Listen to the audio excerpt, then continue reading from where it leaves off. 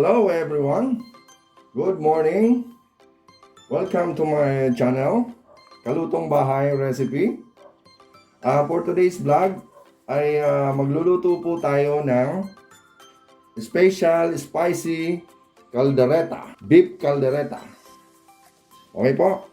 Ngayon po ay ipapakilala ko sa inyo ang ating mga ingredients. Una po sa lahat, meron tayong yan po ang beef natin. Yan po ay nilagyan na natin ng asin at paminta. Mamaya pakukuluan natin.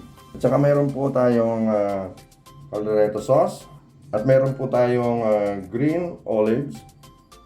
At saka olive oil. Kasamahan po natin siya dahil special siya. Meron siyang red wine, Reno, at saka additional na beef cubes. Of course, yung mga ating seasoning. Meron tayong samahan din natin ng thyme, onion, ayan, meron tayong garlic, siling labuyo or siling pula, meron tayong paminta, asin, ayan, gagamit din po tayo ng keso, at syempre meron po tayong gulay, ayan, carrots, gagamit tayo ng patatas, bell pepper. Ayun lang po ang mga ingredients natin. Ngayon po ay pupunta na tayo sa pagpapakulo ng ating beef. Ayan po mga kaluto, pakukuluan na natin ang beef. Ayan, mga 20 to 25 minutes. Ayan, ayan lang natin siya. Balikan natin siya mamaya. Ayan mga kaluto, tanggalin lang natin yung mga scums na yan, tsaka impurities na yan. Yan. Yan ay sama sa kalusugan natin. Okay po. Mga konting kulo pa to, mga another 15 minutes to.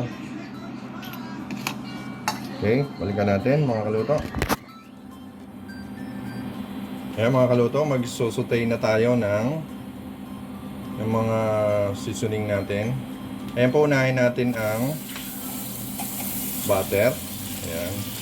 Lagay lang natin sa medium heat. Lagyan natin ng olive oil para hindi masyado masunog ang butter. Ayan. Habang tinutunaw natin yan, maglalagay na tayo ng buyas. Ang bawang, sabay-sabay na.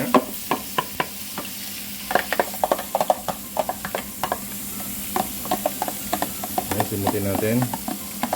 Halo-halo lang para hindi masunog.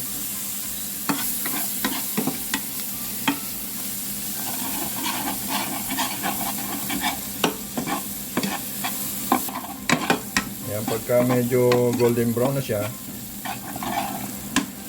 ayan, amoy mo na yung aroma ng garlic. Lalagyan na natin yung baka siyempre.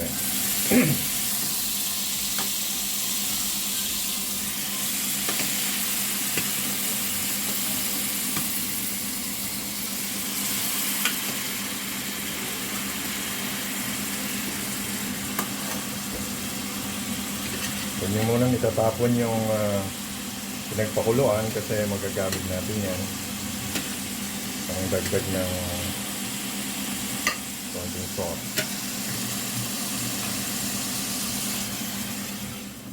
Nalagay na natin tong red wine.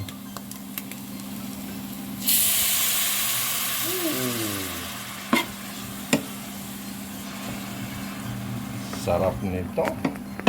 May pulutan ka na, may ala ka pa. Oh, kompleto na. Lagay na natin mga kaluto yung sili, tsaka bell pepper.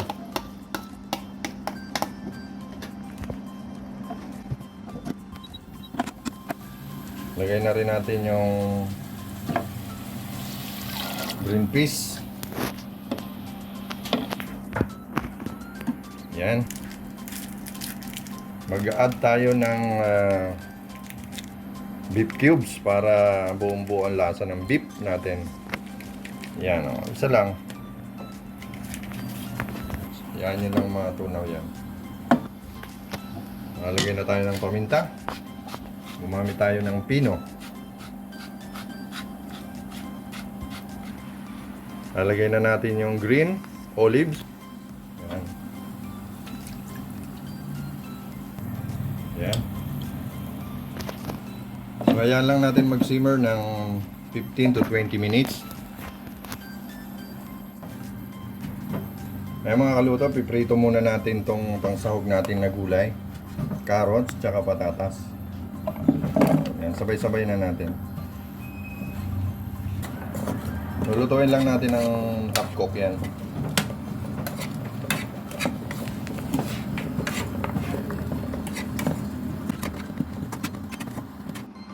Wow! Ayan mga kaluto.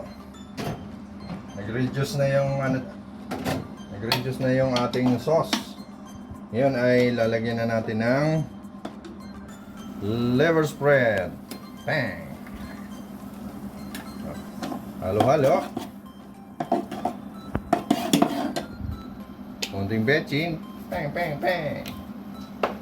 Yan. Lalagay na natin tong ating carrots at patatas. Naprito na natin yan mga kaluto.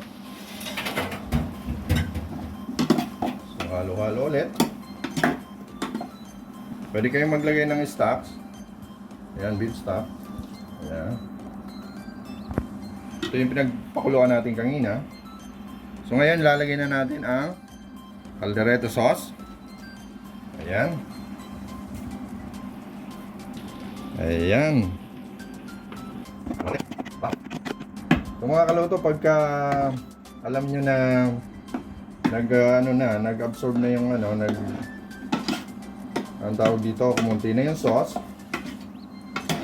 pwede kayong mag-add ng another stocks. Ayan. So hayaan na natin ayan natin kumulo, mag-simmer ng mga 5 to 10 minutes. Ayan. Tapos nun, luto na to. Ayan mga kaluto, tapos na to. Ito na ang spicy beef caldereta. Ayan, magpi-plating na tayo. Pero bago yan, don't forget to subscribe, like and share.